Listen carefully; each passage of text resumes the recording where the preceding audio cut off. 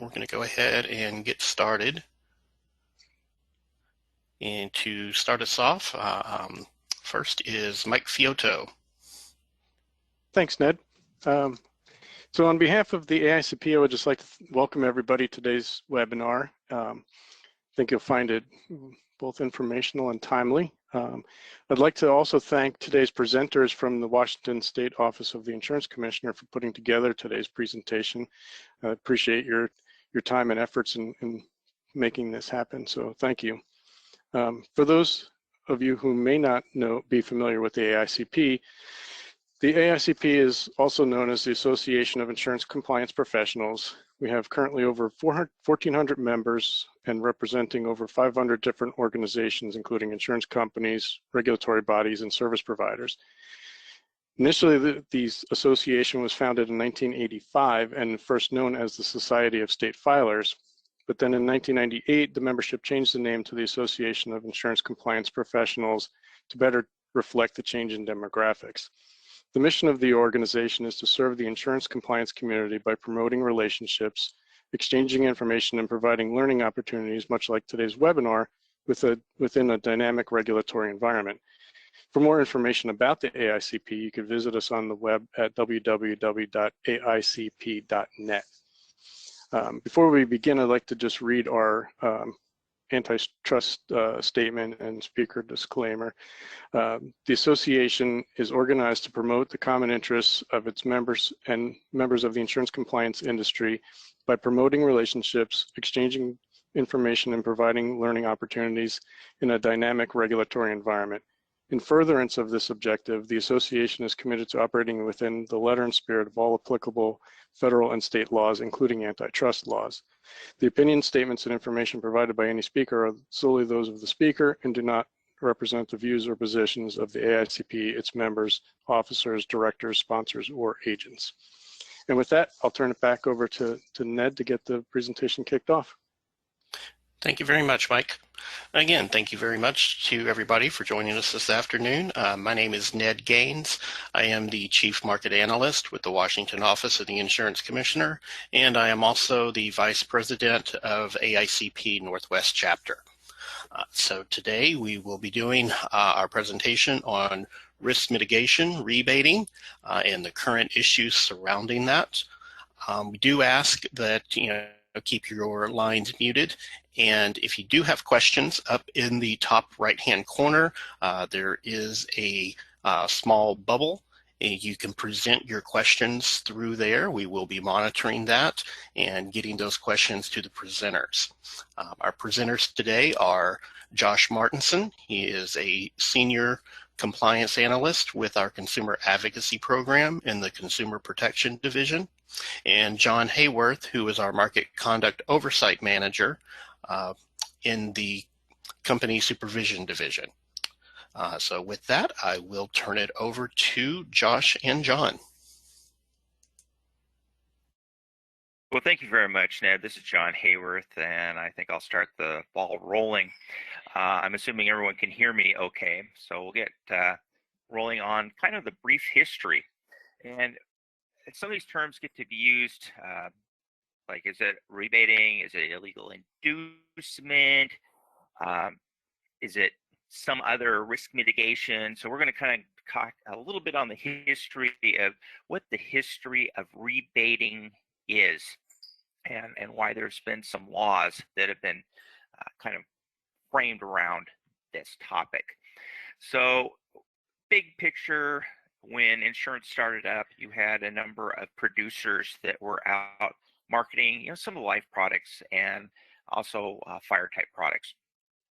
And at some point through there, they said, hey, in trying to get a sale, they would split some of their commissions back to whoever the purchaser was. And that created some concerns for the insurance companies, especially if the policies were bound and so forth, trying to track premium. If sales were coming in quicker, then they could basically set reserves. It created some solvency issues, things on that order. So Massachusetts was the first state to start enacting anti-rebate statutes. Again, it's a circumstance where it goes through the legislature, and in this case, trying to find if there's actually an insurance department that would be handled that. A lot of times insurance departments were set up after legislation was actually formed to establish insurance type department. So you kind of see a history here. New York enacted in 1889 some laws on rebating. In 1885, you had 30 insurance companies that had entered into some sort of anti-rebating agreement. And again, you see the tag note there. Most common is life insurance, where producers were providing rebates to increase sales, causing potential solvency issues. There's also some issues on discriminatory practices. Why did one person get the benefit of something? And the other thing to keep in mind is this was typically rebates that were offered by producers at this time. In 1945, then the NAIC developed the Unfair Trade Practices Act, which limited rebating or similar practices. So for folks who aren't quite sure what that means, NAIC is the National Association of Insurance Commissioners. They're based in Kansas City, Missouri. And it's basically a place where all the states in that point in time would kind of come together that dealt with insurance commissioners and staff would meet to talk about certain topics. And then they would draft either a model law or a model reg, depending on what the circumstances were. And in this case, it would be a model act, which basically sets up guidelines and so forth for states that actually have some statutory authority. It's gone through the legislature. The act would allow interpretation of some of those statutes if, in fact, the insurance departments went through the rule writing to make that go into effect. But you've got a different perspective too, not just the statutes. You've got courts then that started getting into this because there's other products that were out there marketed that allowed various either rebates or incentives or something in producing sales. And so courts started questioning the validity and purposes of some of these state laws. And then as you see kind of on the bullet here, the NAIC now is looking through the EX committee. There's multiple committees at the NAIC. EX is one of the top tier. It's the executive committee at the NAIC. And they are now relooking at the Unfair Trade Practices Act, which is 880. And when they look at these things, they're looking at it not in a closed bubble. These are open calls, open to industry, interested parties, and obviously the regulators to talk about some of these issues concerning rebates or incentives, as it were. So I just kind of wanted to form that as kind of what the purpose was, why we're having this discussion, because a number of the laws that we're going to be talking about here are in a kind of a state of flux, but we kind of wanted to give you a brief history on that. So in this case, we kind of have it broken up. We've got a P&C track for those folks that are interested in P&C risk mediation, which is another term that may be used that has some rebating components or basically affects premium that the consumer or in some cases it could be a group type product may pay. So Josh Martinson, you want to follow up on your part of the slides, please? Yeah, definitely. Thanks, John, for that that brief introduction and history there. He's correct that we're definitely in a state of flux with the laws. Just kind of give you a little bit of a history on my background here. When I first started working at the Insurance Commissioner's Office here in Washington State back in 2013, there was a limit with regards to rebating and inducements. Producers, carriers could only give up to about $25 per year. In 2015, there was a change to the regulations found in RCW 4830-140 subsection 4, and that change, that amount changed from $25 to $100 per year. Now, in 2017, the tail end of 2017, 2018, the Insurance Commissioner's Office was approached by a domestic carrier and says, you know, the rebating and inducement amount is great, but we want to be able to look at risk mitigation. We want to offer some things that would be helpful to our customers. And the thing that specifically they wanted to start issuing out was water monitors to their customers that may be affected. And if you're not aware of what water monitors are, they're basically these devices that you can put on your plumbing in your house, and they monitor any kind of change in drop in pressure, and essentially it would detect any kind of early signs of leaks or possible buildup of pressure, and causes those breaks in piping. And most monitors, they average anywhere from $150 to $200. And so we had a change that essentially went into effect in the laws. RCW 48.18.558 went into effect June 7th, 2018. And basically what this does is it allows property insurers with the prior approval from the commissioner to be able to issue out any kind of devices or services that would help with any kind of risk mitigation. This does not apply to commercial property. This is only personal property. And like I said, the insurance company do have to have prior approval from the insurance commissioner's office before they can offer that out. And then the other thing that changed with this law is that the value of the goods or services provided is limited to $1,500 in value in the aggregate of any 12-month period of time. So change from $100 to $1,500 for potential services and items that could be given to customers. So next slide there, John.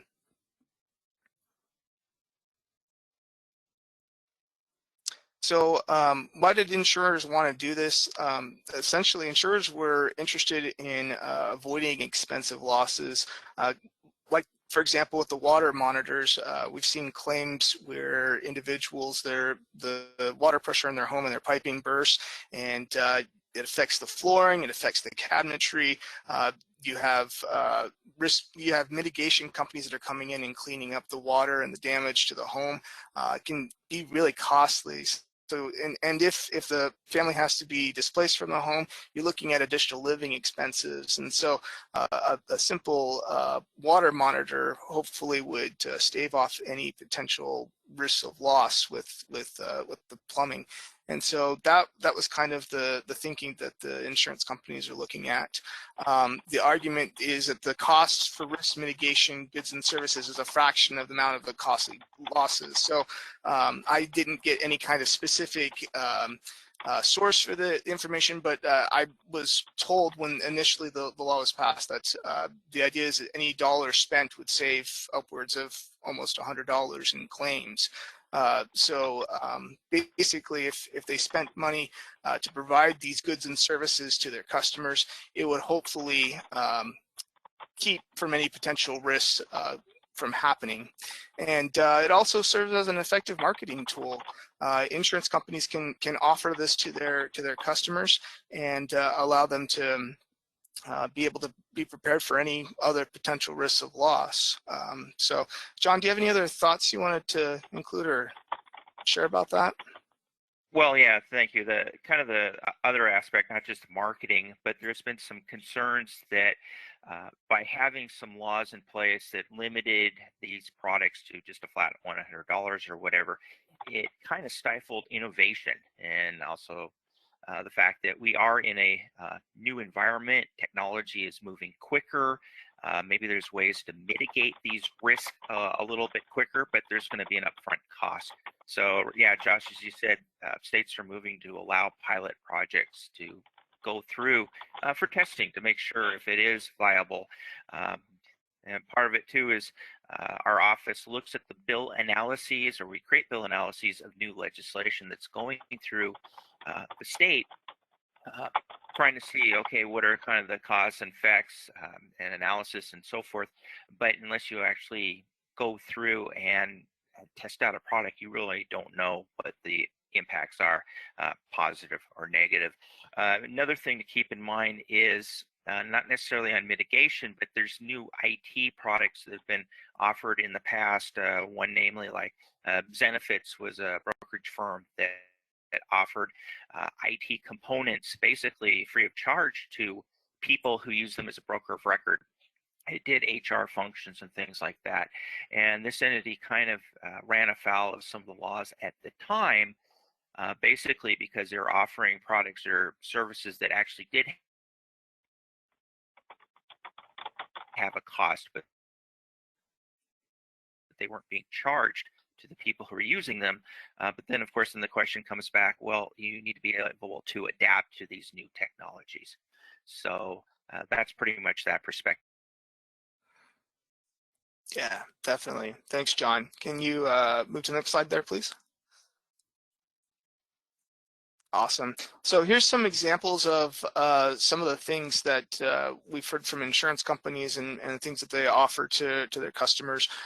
Smoke alarms, fire extinguishers, natural gas detectors, water monitors, earthquake strapping, not just to the foundation to the home, but also the hot water tanks.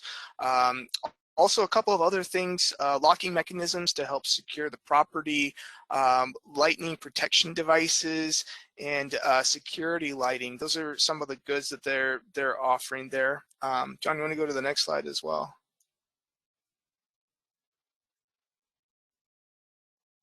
Okay.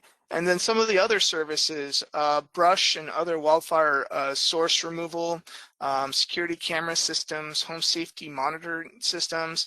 A lot of this is has been seen in different instances. A couple of years ago, I remember reading an article about wildfires that had happened down in California, and some of the insurance companies were sending out private groups that were coming in and spreading fire retardant around some of these multi-million-dollar homes. And essentially, they were trying to protect these homes from these fires, because, I mean, quite frankly, it'd be cheaper to send someone up there to try and stave off any kind of fires from reaching the home versus the home being consumed by the fire. So that's just a couple of the risk mitigation services and different items and things that the insurance companies are providing to their customers. John, do you have anything else you want to add to about that? Not at this point in time, but I will follow up on some of the slides because there are some modifications to the WAC that's going on right now. Perfect. Okay. Next slide, please. So with these different things that the insurance companies are offering to their customers, there's definitely some concerns as regulators. The big thing that we're worried about is the discriminatory practices. Essentially, these items and these goods and services that insurance companies provide to customers, it's voluntary. All the customers they're not required to accept these kinds of goods and services. If they don't want them, they don't have to have them. But the other thing that's possibly discriminatory about this is that expensive homes are receiving more of the goods and services that, say, less affluent homes may not be receiving it. And this also poses the same concern about distributing cost to all customers. So, you know, higher premium rates, even those who don't receive the goods and services, are they going to be seeing their premiums go up because of this? And so these are things that we have to make sure that we're aware of when we're looking at these when they're coming in through filings, and how this affects customers as a whole. So and this is something that all states should be concerned about, because this can happen in all those other states as well. So John, do you have anything else you want to share with that? Well, just kind of adding on to that, Yeah. the perspective, as Josh said, was that none of this is free. And so it kind of cuts down on the transparency of rates. You're not necessarily sure what the true cost of some of these are versus the benefits. That's been kind of a concern from the beginning when rebating was first being argued about, was is the rates that are being approved by the state, are they actually too high? Because then there's going to be a certain rebate or some other product that may be allowed back. But if that's not being allowed to everyone on the equal plane, then that does create some questions. But I did want to make everyone aware that they're looking at increasing the allowable amount on these risk mitigation strategies. So there's actually a WAC that's in place, 284-33030 of the Washington Administrative Code, and they're looking at raising it up to even $7,500. And so there's going to be a hearing on that on October 30th at 9 o'clock. The details are on the Washington State Office of the Insurance Commissioner website.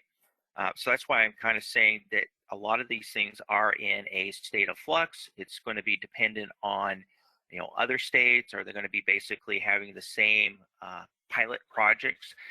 They may not, and there may be circumstances where some companies get a pilot project that's completely dissimilar to what another company may get. So as far as comparisons, stay tuned. It's basically trying to find a new environment. We understand people are buying more and more products online now. The old days of coming in and talking to your insurance agent may not be practical, actually, especially in a COVID environment. But as you've got more millennials and younger generation moving in that's used to doing things via smartphone, how do you get these communications across? How do you market these type of products? How do you differentiate these products from one company to another? And obviously, this would be an effective marketing technique for that. So I'll kind of continue on. Anything you want to follow up, Josh? Yeah, there was a chat that had popped up. They wanted to know the specific reference that you just cited off the WAC 284-33, and you said 010. Is that the number? It's 030. And so if you go to the Washington State Office of the Insurance Commissioner on the right-hand lower side, it talks about basically WACs and RCWs, basically proposed ones. So under R-2020-01, so it's basically the first rule being drafted for the year 2020. It's looking at these risk mitigation strategies and upping up that rate. And so bring people, now that I've kind of gone off the tangent, our office normally does what's called a CR 101. It's basically enacting a process for enacting rules in the state of Washington. So we have to basically let everyone know that we're doing that. And that's our intent. And then a CR 102 is basically the draft language. We have stakeholder meetings and what have you, at which point this would then go to a hearing, which is basically happening on October 30th. And then after that, the rule will be enacted, and then there might be some sort of combined explanatory document that actually explains what the various interpretations are and so forth. And then it gets enacted for a specific effective date. So that's kind of the process, and that's why I say things are in a constant flux depending on feedback and things from hearings. Everything's been taken into account, but I just wanted to let people on this presentation be aware. We're kind of in the mix of it now. We're talking about history, but we're also looking at what's happening like this month. Yep. Perfect. Thanks, John. Thank you. Next slide. So we will be moving on to life insurance because, of course, there's always a different component. You talk about the P&C and kind of risk mitigation and what have you. Well, life insurance has got something very similar.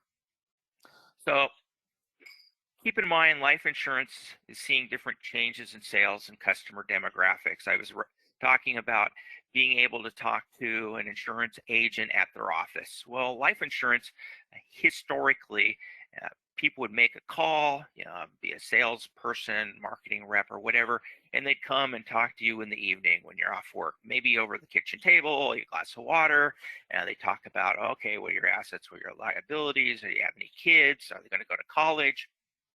They try to figure out, okay, do you want a term life, or do you want a whole life type product, or something on that. A lot of people now, they don't have the availability because of work schedules or hours or what have you.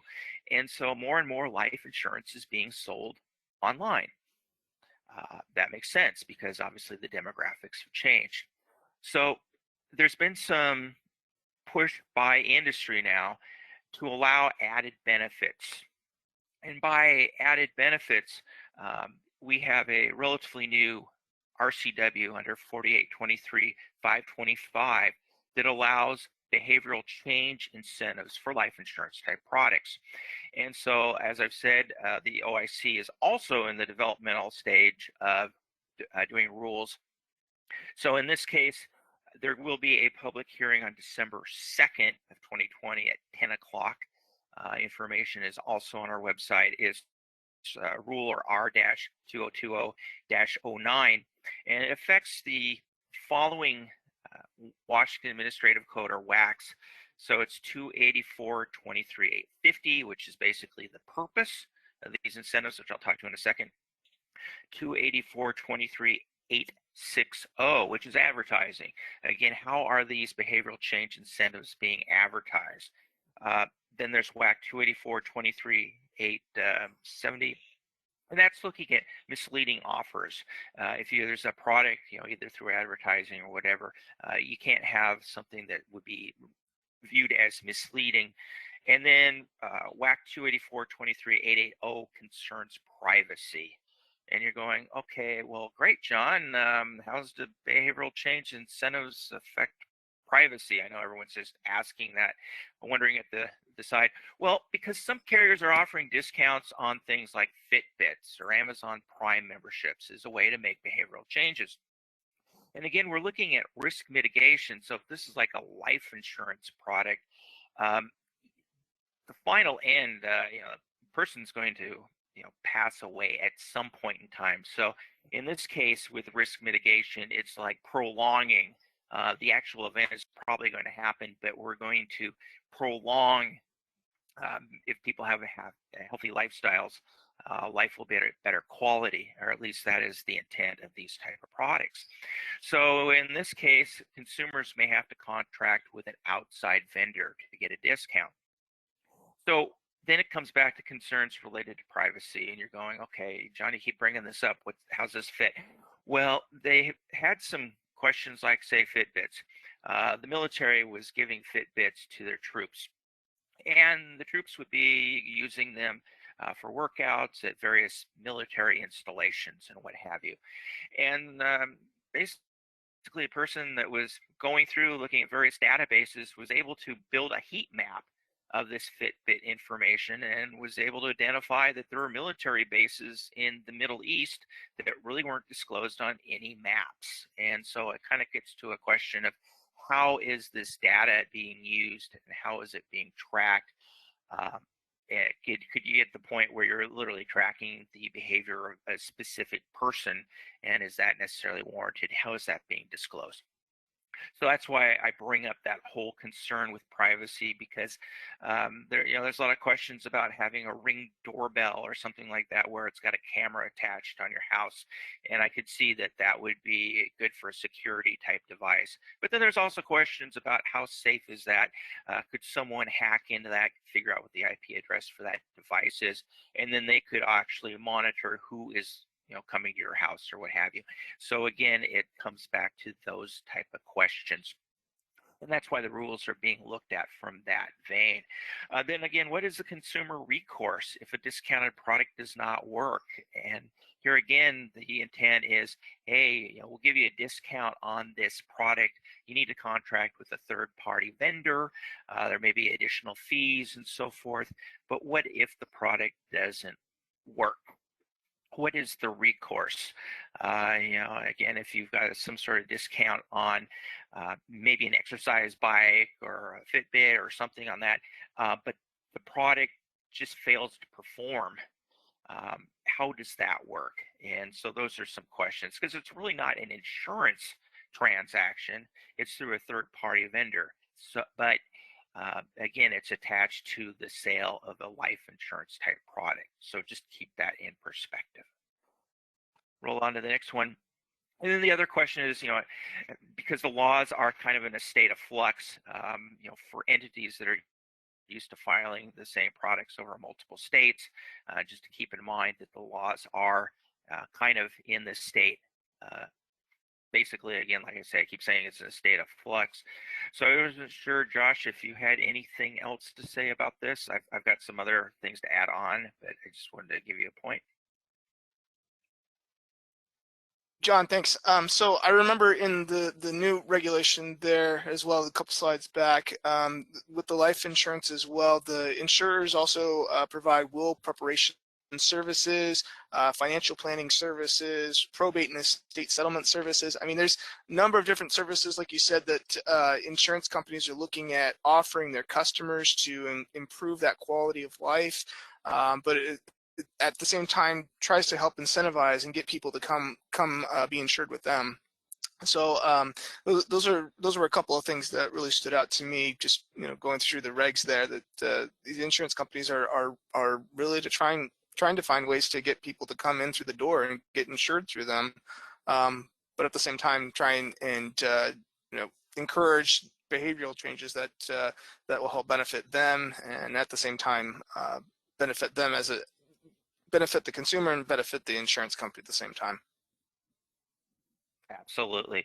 And then to make this even more confusing, and following up what you're saying, Josh, is we've been talking about here like risk mitigation, but there's other things that are impacting rebating. So you've got rebate, and then risk mitigation is basically an exception to the rebate or illegal inducement laws, if everyone can follow that. And there's also a new rule that's being looked at for change of insurance for group insurance. So like for some of the, like if you're changing life insurance or you're changing group health coverages on your larger negotiated groups, there's a rule that's in development, R2020-8, and that's basically would allow that the expenses for moving business from carrier A to carrier B, the expenses for the employer group, they can actually be compensated one way or another from the new carrier. And as long as they've got documented expenses, it might cover training or marketing or consumer awareness or info type technology. So as I say, we're in a real interesting time here where the rules are definitely in flux. What I was just referring to would amend WAC 284-3320. Again, as I said, public hearings on November 17th of this year. So there's a number of components that are going on. We've got either pilot products for risk mitigation on the P&C side. We've got new products coming in on the life insurance side, and then we've got some changes on offsetting these expenses for group policyholders. And then I'm also seeing draft legislation that might be coming down the pipeline regarding performance guarantees and how that applies to group health type products. So in that case, if a large employer group had negotiated and said, okay, a insurance company for health benefits or something like that, they had to answer the call within 2 minutes or what have you. If they failed to do that, there would basically be some sort of charge to the insurance company or a reduction in premium, depending on how you look at it, to be charged to the group. So that is also being looked at. Again, these were all concepts that originally insurance companies had gone to the regulators or the state, in this case, to create legislation to reduce these type of practices. But now, as time has gone on, a lot of people are saying, well, some of these laws are, quite dated, quite antiquated. They don't allow to have competition. A lot of times you had paper documents and so forth, took a time to go through. But now, as you've got more and more people have access, obviously, to smartphones, they can read their policies literally on their smartphone if the app is there. So then the question is, okay, they don't have to go and root around in a file cabinet to get an interpretation of something. They could look at their phone if they wanted to and look at their auto policy or their homeowner's policy, things to that effect, and understand what some of the coverages are, and then possibly what some of these enhanced benefits are. And so the discussion has been, why wouldn't we, allow that? And so that's obviously what the discussion is that we have. So any other perspectives on that, Josh? No, I think you hit it on the head there, John. So kind of going through, we wanted to give a high level on, what these products were. obviously the legislation that's going through, uh, basically the various interpretations that you could have on some of these products. So the kind of opens up if we've got any questions. We wanted to allow some time for people to ask some questions on this, or maybe where things were, how folks might be impacted. So I'm not sure if we've got anything in the chat at this point in time, Ned, or if we really wanted to open it up. Currently, we don't have any more questions. We just had the one. So I do invite everybody, if you have a question, please submit it through the chat.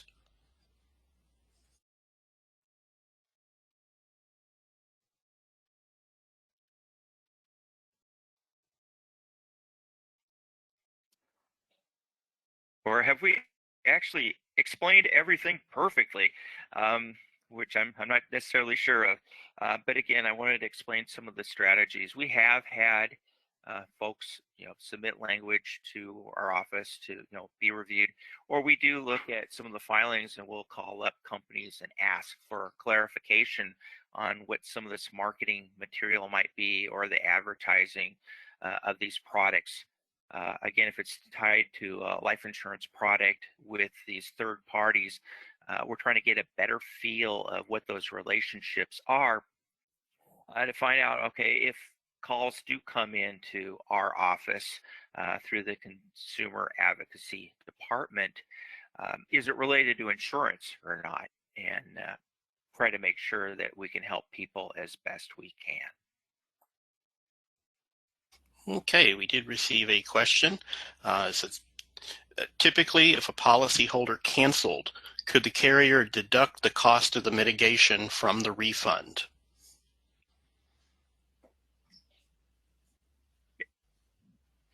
And I'm not sure how the WAC would line up on that specifically. We'd have to actually see how the rule filings are for the rates and what have you. Because like I say, we're still in the process of developing it, but that is a Actually, very valid John, on question. that one, I can say something because I was on the original team when this legislation was coming through. That was something that was put into effect, that if it is some type of physical item, such as a water monitor or a security system, things of that nature, it does become the property of the policyholder. The insurance carrier is not able to recover any of the cost from the customer. So I guess rephrasing it, if I get the water monitor and I cancel the policy a month later, it's mine. Right. If there is a refund, again, if I went for an annual policy or something like that, that could be carved out of any refund. But on the other hand, if it's a short pay type circumstance, there could be, especially if you've got some of these mitigation items could be quite pricey. Sounds like then the company might be on the hook for that. Yeah, That's correct. And we do have another question here. Do you want to add something to that, Josh?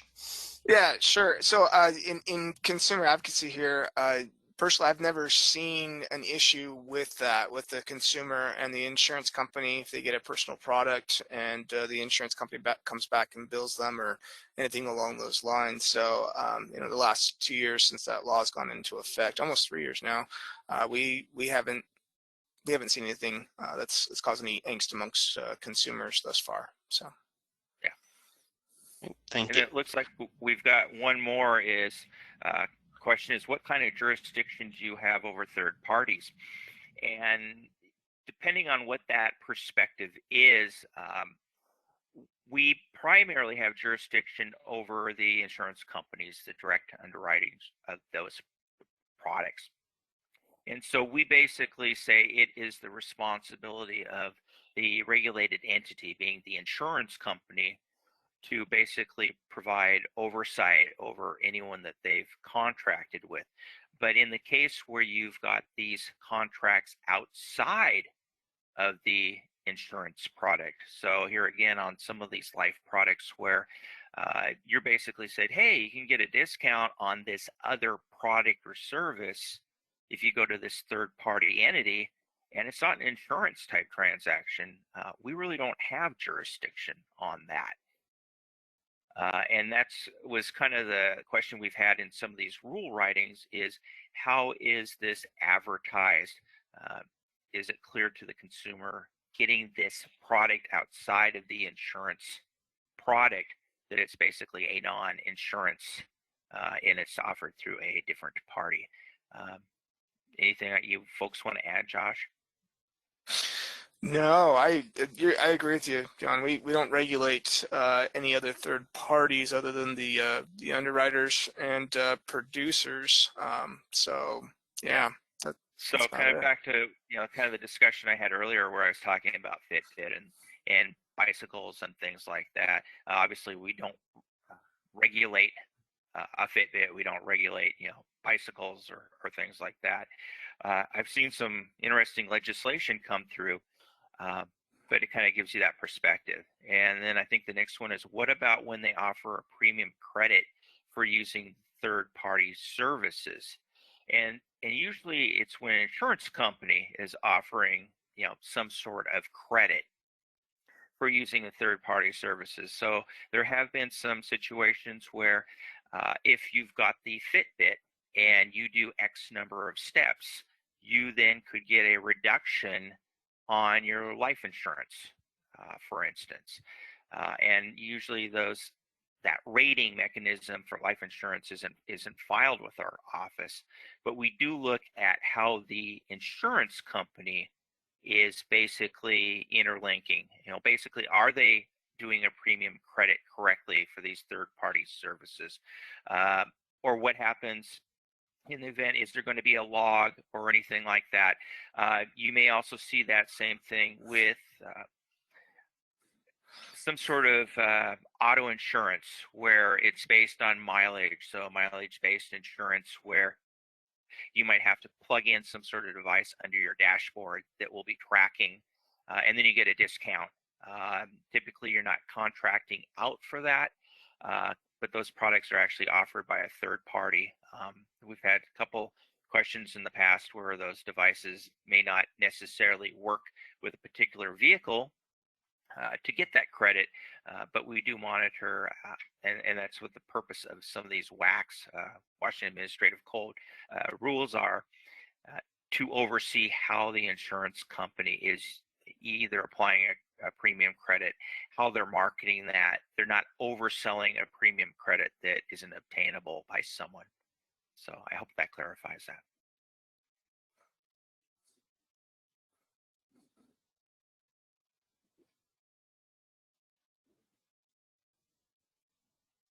Okay, do we have any other questions?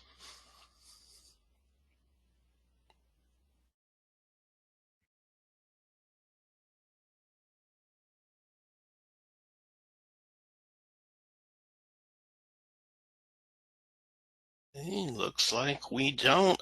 So I do want to make an announcement. If you are a member of the Northwest chapter of AICP, please stay on the line for our for our chapter meeting. If you are not a member, we do thank you for taking the time to join us today. I do want to thank Josh and John for taking the time out of their day for being willing to do the presentation. With that being said, thank you and have a great day.